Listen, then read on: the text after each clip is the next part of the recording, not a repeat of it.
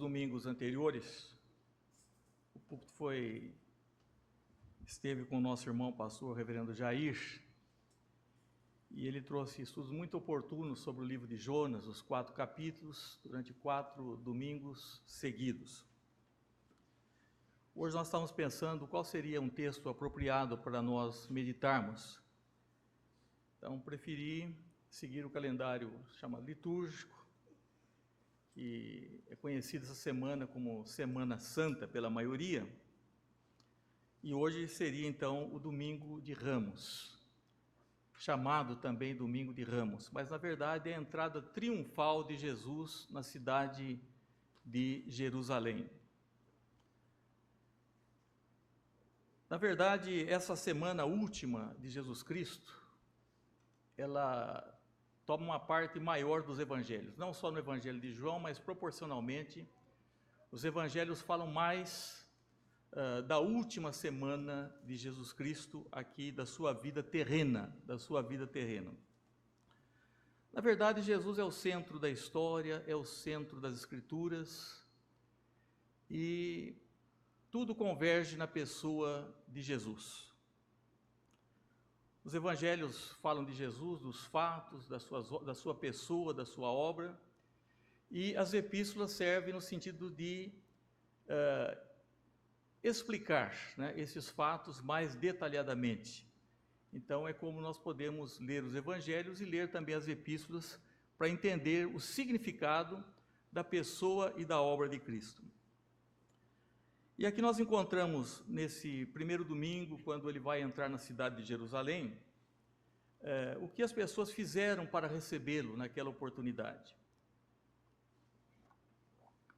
Na verdade, o povo faz coisas extraordinárias para receber pessoas que julgam importantes.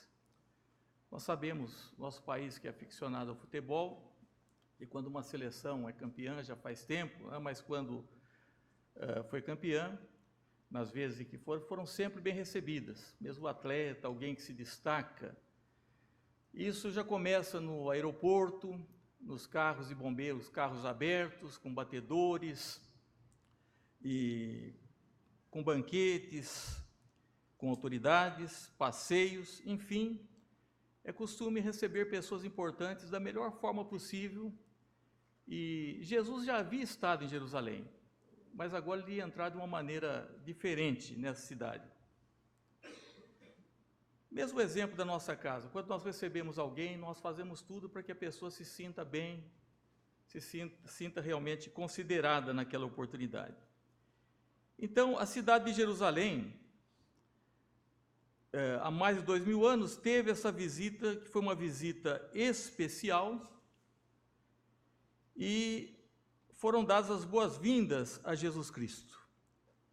Estava essa visita em cumprimento à profecia de Zacarias, que diz: alegra-te muito, ó filha de Sião, exulta, ó filha de Jerusalém, eis aí te vem o teu rei, justo e salvador, humilde, montado em jumento, num jumentinho cria de jumenta.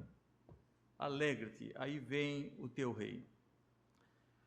Meus irmãos, é muito bom nós refletirmos nessa ida de Jesus a Jerusalém, porque não foi, na verdade, uma viagem fácil, não foi uma ida fácil, não pela distância, mas porque ali marcava realmente o início daquela semana que é dramática na vida do nosso Salvador. Nós encontramos um texto que diz o seguinte a respeito de Jesus em relação a Jerusalém: e aconteceu que, ao completarem os dias em que devia ele ser assunto aos céus, manifestou no semblante a intrépida resolução de ir para Jerusalém. Manifestou no semblante a intrépida resolução de ir para Jerusalém. Nosso semblante mostra, às vezes algumas pessoas se preocupam, as pessoas que nos querem bem, mas está acontecendo alguma coisa. A Bíblia diz que Ana estava entristecida porque pelo seu semblante se percebia. E aqui Jesus Não sabemos qual foi a sua expressão, mas ficou claro no seu semblante, no seu olhar, essa intrépida resolução. Ele não ia titubear, ele ia marchar com coragem, mesmo diante dos sacrifícios, para a cidade de Jerusalém. Era uma época especial, é a época da Páscoa, que nós vamos comemorar a ressurreição de Cristo agora no próximo domingo. Então, esse domingo que antecedia a Páscoa, a cidade estava superlotada. Não só as pessoas da região ali da Palestina, mas judeus de todo mundo que vinham para essa comemoração, que compareciam para a purificação. E Jesus escolhe exatamente aquele momento em que havia uma efervescência religiosa, um sentimento religioso, para que ele pudesse entrar de maneira triunfal naquela cidade. E ele caminhou direto entre os seus inimigos, passou triunfalmente sobre os seus inimigos. E era tido como fora da lei Jesus. Nós sabemos que ali iam se desencadear muitas coisas, inclusive, diz o texto também lá de João, que desde aquele dia resolveram matá-lo, de sorte que Jesus não andava publicamente entre os judeus até então, mas retirou-se para uma região vizinha ao deserto, para uma cidade chamada Efraim. Ali permaneceu com os seus discípulos. Ele ficou um tempo distante, até que chegou aquele momento em que ele resolve se manifestar da forma como fez. Estava próxima a Páscoa, e muitos daquela região subiram para Jerusalém antes da Páscoa, para se purificarem. Lá procuravam Jesus, e estando ele no templo, diziam uns aos outros: que vos parece? Não virá ele à festa? Chegaram a duvidar que ele tivesse coragem, né, para comparecer, mas ele já tinha consigo aquela disposição, aquela intrepidez que ele iria a Jerusalém. Ora, os principais sacerdotes e fariseus tinham dado ordem para que, se alguém soubesse onde ele estava, denunciá-lo a fim de o prenderem. Então, o que nós encontramos aqui é isso, que os seus discípulos resolveram recebê-lo da melhor forma possível nessa entrada triunfal de Jerusalém. Mas era uma época difícil para o Senhor Jesus. Ficou estampado no seu semblante, e também a sua cabeça estava a prêmio. E nós sabemos que mais tarde ele foi vendido por 30 moedas de prata, que era o preço de um escravo, né? mais à frente um pouco. Mas essa dúvida das pessoas, será que ele irá, será que ele vai enfrentar? Jesus nunca teve dúvida disso. Ele não marchou de cabeça baixa, ele marchou realmente no cumprimento da sua missão, para a qual ele viera ao mundo, para sofrer e morrer por nós. Tenho a impressão que muitas pessoas não sabem o que se trata esse domingo, ou o que comemoram nesse domingo. Gostaria de tirar aqui algumas ideias, meus irmãos, que essa foi uma viagem planejada. Jesus não deixou nada para a última hora, ele fez tudo adredemente preparado. Tanto que já se pensava num jumentinho, um animal. Todos os animais pertencem a Deus, sejam eles selvagens ou sejam eles domésticos. Nós encontramos nas Escrituras muitas referências aos animais.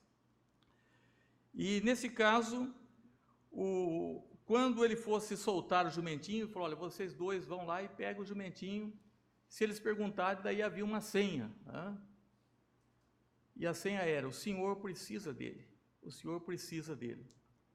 Nós não sabemos se Deus mudou o coração daqueles homens ou se era alguma coisa já preparada. Com certeza era uma senha. Jesus queria, nessa oportunidade, usar de um recurso, se as pessoas não ouvissem, pelo menos pudessem vê-lo. Então, ele usa o método da dramatização. A maneira como ele entra na cidade, essa maneira gráfica, mostra muitas coisas de uma viagem preparada.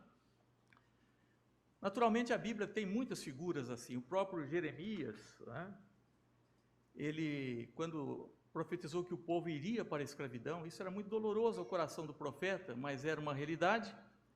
Ele colocou cangas ou jugos no seu próprio pescoço. Os falsos profetas quebraram os jugos para dizer que não iriam, que não tinha realmente castigo, que eles não iriam para o cativeiro. Também no livro de Ezequiel, que é um livro um tanto diferente, principalmente no capítulo 4 e 5, nós encontramos ali muitas dramatizações, em outros lugares da Bíblia também. Mas esse era um método agora utilizado por Jesus nesse momento. Ele iria entrar na cidade e todos poderiam vê-lo. Ele não estava se ocultando como muitos pensariam que ele se ocultasse, ele não se intimidou e entraria montado num jumentinho, numa cria de jumento que não havia sido montado por ninguém, por nenhum homem. Então não foi uma viagem de improviso, alguma coisa planejada e estava no cumprimento da profecia de Zacarias, capítulo 9, versículo 9. Também uma viagem de coragem, muita coragem, né? Porque por esses fatos que nós mesmos dissemos aí, né? Ele enfrentou essa viagem sabendo que a sua cabeça estaria a prêmio. Uma viagem corajosa e também pacífica. Diz o profeta Isaías que seu nome será maravilhoso, conselheiro, príncipe da paz. Príncipe da paz. Normalmente os reis, em época de guerras, ou quando em alguns eventos assim, entravam montados nos seus cavalos. Mas em época de paz, eles entravam montados num jumento. O jumento não era um animal como hoje muitos pensam, um animal assim, era um animal nobre, era próprio dos reis montarem seus jumentos, era uma coisa já usual da parte dos reis. E ele entrou em Jerusalém nesse jumento, não como um guerreiro, um cavalo, mas na verdade como príncipe da paz. Como nós o conhecemos no Evangelho, ele disse: deixo-vos a paz, a minha paz vos dou, e não vou lá dou como o mundo a dá. E era uma maneira como ele dizia também, aos seus discípulos: paz seja convosco. Eu estive reunidos assim com alguns irmãos que tem uma outra maneira, mas era muito interessante a maneira como eles diziam: a paz do Senhor, né? E eu acho muito bonito isso, porque nós temos realmente que pensar na paz que temos, que vem diretamente do nosso Senhor, que ele não apelou para um trono terreno, ele apela para o trono do nosso coração. Ele veio como rei, sim, mas para entrar no nosso coração. E nós temos um hino muito bonito que cantamos: Jesus quer entrar hoje em teu coração. E as pessoas estavam procurando recebê-lo como conquistador, montado no seu cavalo, no seu esplendor.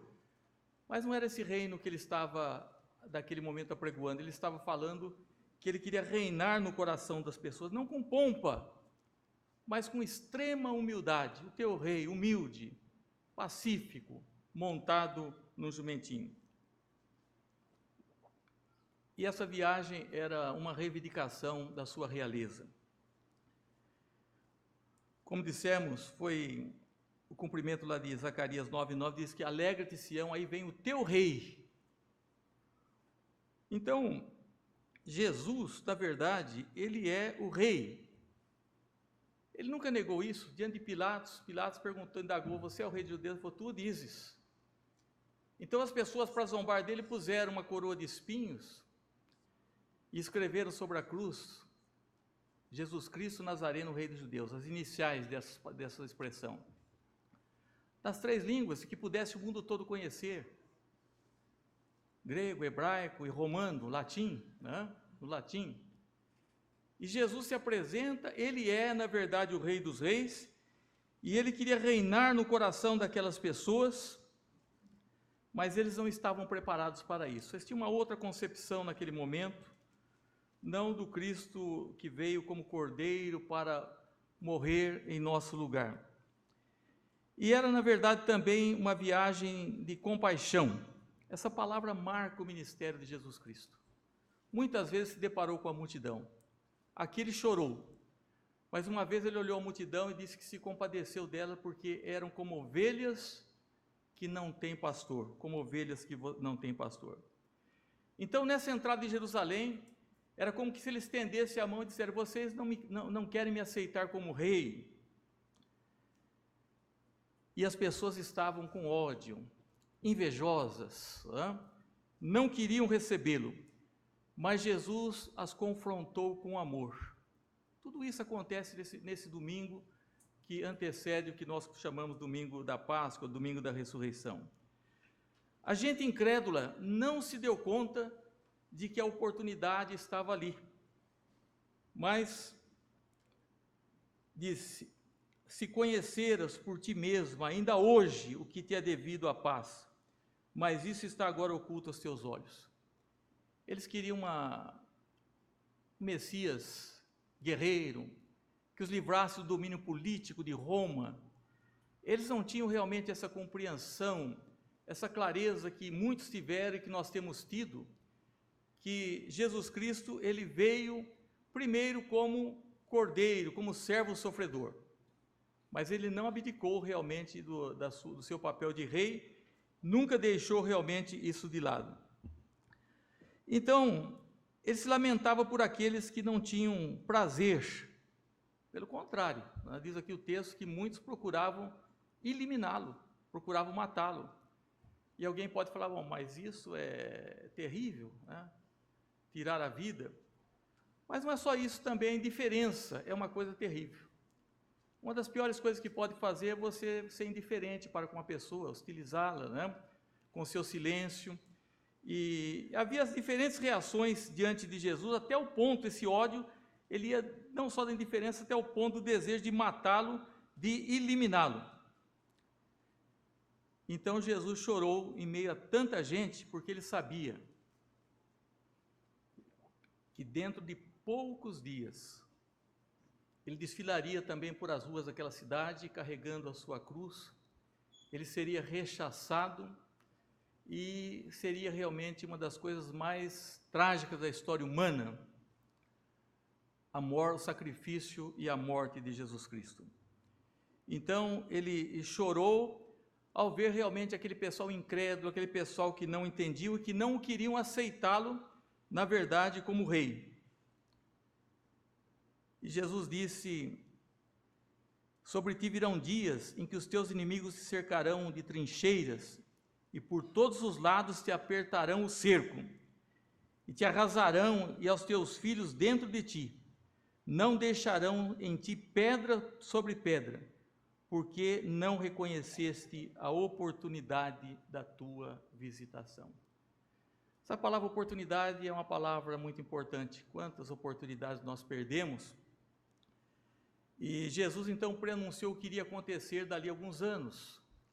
No ano 70, um general chamado Tito Vespasiano, ele invade Jerusalém. Flávio Joséfo relata isso. Foi derribado o templo, que era o lugar de adoração, que era muito caro aos judeus. Naquele tempo, mais de 600 mil naquela invasão foram mortos, mais de 600 mil judeus foram mortos. E se cumpriu então as palavras de Jesus Cristo. Que nós estamos dando apenas assim um quadro, brevemente, para dizer que essa visita de Jesus, ela foi uma visita então planejada. Até então ele estava um pouco distante, preparando aquele momento em que ele entraria triunfalmente, passaria no meio dos inimigos, iria para o seu propósito, para aquilo que ele veio a esse mundo, e foi uma viagem planejada, corajosa, e uma missão de paz, e reivindicando o que ele sempre foi. Ele é o rei dos reis, o Senhor dos senhores. O que eu queria terminar praticamente aqui com 2 pontos sobre essa entrada triunfal, é que esse rei agora ele requer obediência da nossa parte. E essa palavra obediência é uma palavra que não soa muito bem aos ouvidos. Nós vivemos num tempo de rebeldia e de maldade por causa do pecado.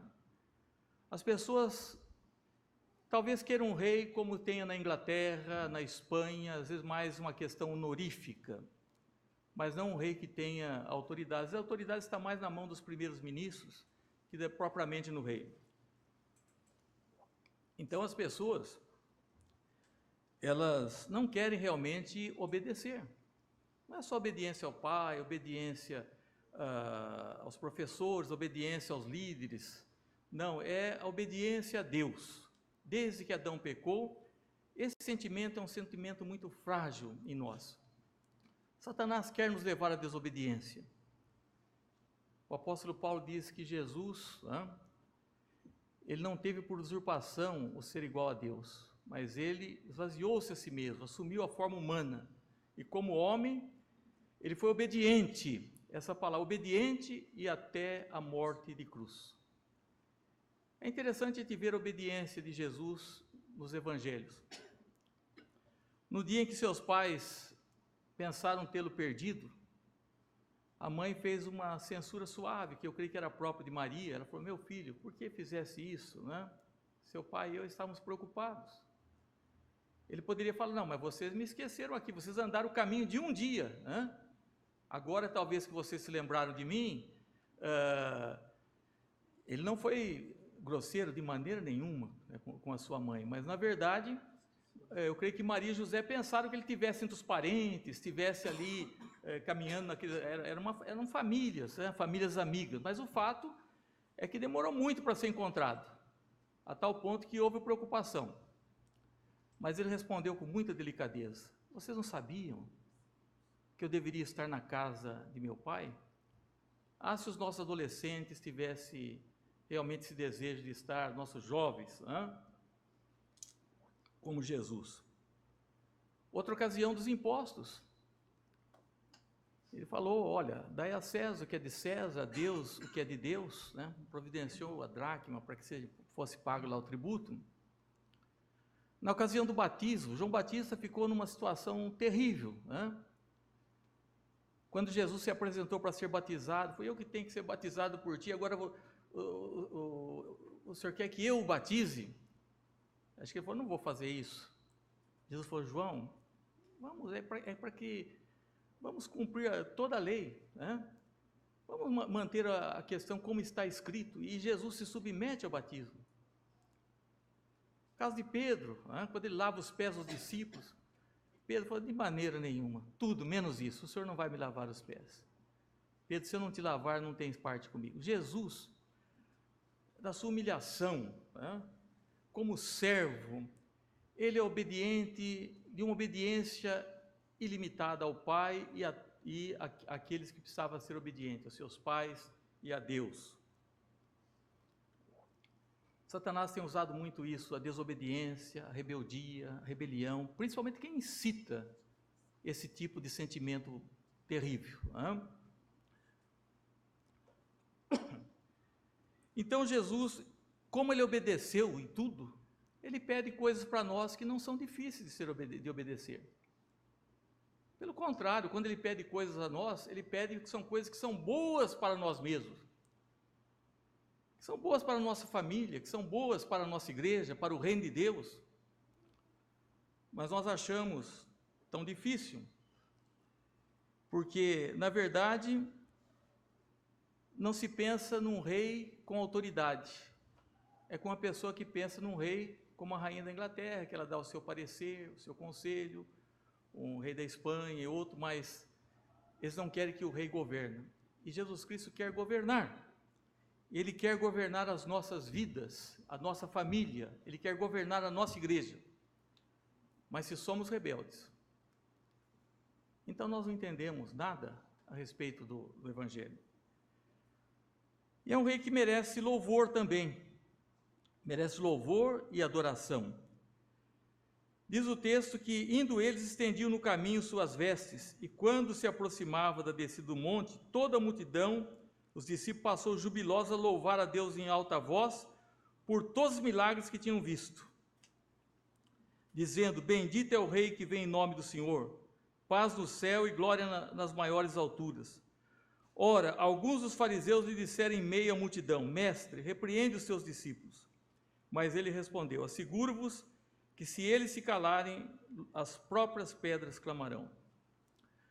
Talvez aqueles fariseus, usando de uma artimanha, pensaram assim: bom, se ele veio tão humilde assim, um jumentinho, Se ele é humilde e manso de coração, então ele não vai permitir que essas pessoas fiquem louvando, cantando, adorando, estendendo seus mantos. Não, o nosso rei é um rei que não somente requer obediência, mas ele requer também adoração e louvor. Infelizmente, muitas vezes esse louvor não é genuíno. Mas, nesse caso, nós vemos que os discípulos louvavam a Deus em alta voz, e Jesus falou, é necessário que haja esse louvor, esse reconhecimento, porque se eles não fizerem, assim como Deus pode suscitar filhos de Abraão, Ele pode fazer também com que as próprias pedras louvem a Deus. Tem que ser uma coisa maravilhosa, né? Esse reconhecimento da realeza de Cristo. E os discípulos então aclamavam como rei. Na verdade, no passado havia reis, houveram reis, sacerdotes, profetas. Jesus reúne em si os três ofícios. Ele é o nosso único rei. Ele é o nosso profeta por excelência, ele é a palavra de Deus. Ele é a própria mensagem, é a palavra que se fez carne. Então ele é profeta, ele é sacerdote. Nós não precisamos mais de sacerdotes nesse sentido, de alguém que se interpõe entre nós e Deus. Nós temos pessoas que proclamam o Evangelho. O nosso sacerdote é Cristo. Ele é o Rei dos Reis, é o sacerdote e Ele é o nosso Senhor. E os incrédulos então se opuseram a esse louvor. Nós vemos que os incrédulos estão sempre perturbados, né?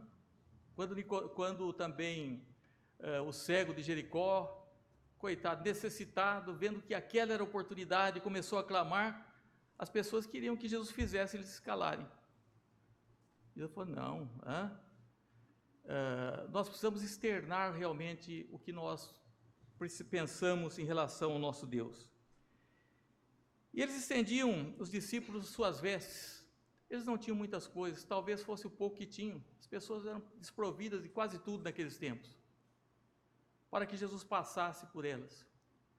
Meus irmãos, na vida, quantas pessoas já passaram sobre nós? Quantas pessoas pretendem passar sobre nós? Mas nós devemos deixar que Jesus passe soberanamente. As pessoas são os inimigos que deverão ser colocados nos seus devidos lugares. E Jesus passou sobre aquelas, era um sinal de respeito, por isso de palmas, né? Colocavam também os ramos, né? As vestes, para que, em uma homenagem à pessoa de Jesus Cristo. Mas eu creio que Jesus não quer realmente essas coisas agora, que eram simbólicas, expressavam, mas Ele quer realmente o nosso louvor, a nossa adoração. Muitas pessoas não sabem o que significa esse domingo, chamado para muitos Domingo de Ramos. Quando eu digo muitos, mesmo das igrejas, nossas igrejas, né? Mas também não sabem nem muito sobre o que chamam de Sexta-feira Maior, Sexta-feira da Paixão. Na verdade, o que nós somos é pensar em obediência a esse rei. Dizer, não vou fazer a minha vontade, mas o rei, ele tem a sua palavra, a sua autoridade, e eu vou me submeter a esse rei. Porque, meus irmãos, nós somos rebeldes, por natureza. Somos rebeldes porque esse mundo nos leva assim, porque Satanás quer isso, a rebeldia, e ele tem instigado muitas pessoas, em todos os lugares. Nós devemos ceder a Cristo e deixar realmente que Ele passe triunfalmente sobre as nossas vidas, entregar o nosso coração. Com louvores também, reconhecendo que Ele é o Rei dos Reis e Senhor dos Senhores. Veio naquela roupagem de humildade, de sofrimento, mas agora Ele recebeu um nome que está acima de todo nome. E Ele virá agora em glória para os seus, não é? Mas é preciso que nós entendamos essa primeira vinda de Cristo. As pessoas gostam de falar da segunda, mas eles não entenderam sequer realmente a vinda de Cristo. E nos evangelhos, essa última semana é uma semana crucial, quando Jesus ele entra ostensivamente, mas como um rei de paz, na cidade de Jerusalém. E a pergunta é: vocês não querem me aceitar como rei? Será que mudou muito hoje, mesmo aqueles que têm conhecimento? Jesus reina na sua vida, Jesus reina na nossa família, Ele reina na nossa igreja, ou nós somos pessoas rebeldes? Aquelas pessoas perderam aquela grande oportunidade. Mas vamos pensar realmente que aquela viagem não foi fácil para Jesus. Quando ele soube que ia para Jerusalém, chegou a hora, diz que ele manifestou no seu semblante aquela intrepidez, que ele iria não de cabeça baixa, não se intimidaria diante dos inimigos, mas ele iria para o cumprimento daquilo que ele veio fazer. Meus irmãos, devemos amar a Cristo, louvá-lo e, acima de tudo, obedecê-lo. Aquele que me ama, guarda os seus mandamentos. Saiba que essa rebeldia não é de Deus. Isso não vai acabar bem. Aqueles contemporâneos passaram por uma situação terrível, mas a rebeldia é pecado e é uma coisa que vai levá-lo realmente à destruição. Que Deus molde os nossos corações para que sejamos sensíveis ao Espírito, olhando para Jesus, aquele que é o varão perfeito, que é o Rei dos Reis e Senhor dos Senhores.